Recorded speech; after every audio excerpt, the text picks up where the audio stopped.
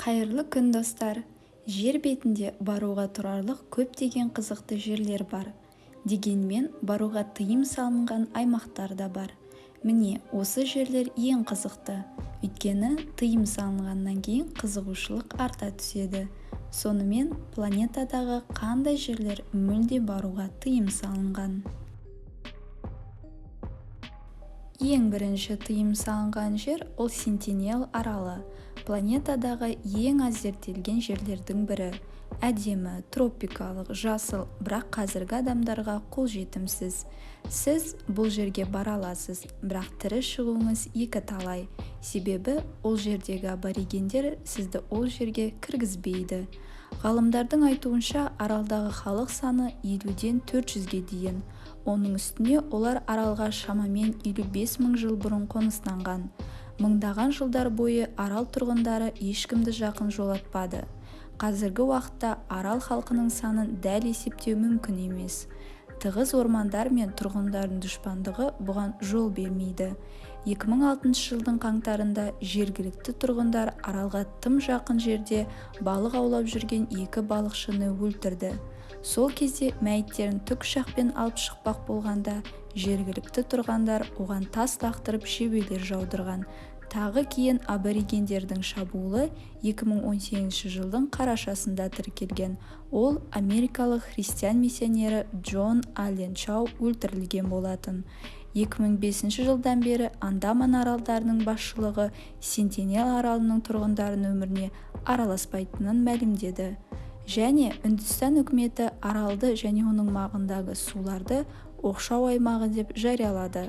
Ал 1997 жылдан бастап аралға бару ресми түрде толығымен тоқтатылды.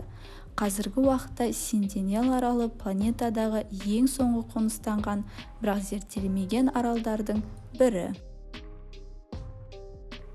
Екінші ерекше тыйым салынған жер Атлант мұхитында 35 шақырым жерде халық тығыз орналасқан Бразилияның Сан-Паулу штатынан алыс емес жерде орналасқан Кеймада-Гранди аралы. Сырттай қарағанда ол басқа аралдар арасында ерекшеленбейді. Тек жартастың ең басында алыстан ақ шамшырақ көрінеді. Аралда адам мүлде тұрмайды. Өркениетпен байланыстың жалғыз жолы шамшырақ, бірақ ол автоматты түрде жұмыс істеп тұрады. Аңыз бойынша сақшы отбасымен бірге шамшырақ қараушы болып тұрған. Бірақ сол жердегі жыландар олардың бәрін өлімге алып келген. Аралдың 1 шаршы метрінде 1-ден 5-ке дейін улы жыландар бар. Жыландардың өлген санына байланысты аралда жануарлардың тіпті кесірткелердің іс жүзінде қалмағын атап өтіледі. Ғалымдар жыландар тұқымдастарында каннибализм жағдайларын болғанында болжамдайды. Қазіргі уақытта жыланның 100-ден астам шағуы тіркелді. Оның 90%-дан астамы өліммен аяқталған. Қазіргі уақытта аралға кіруге тыйым салынған. Ресми себеп табиғи орта мен қауіпсіздікті сақтау.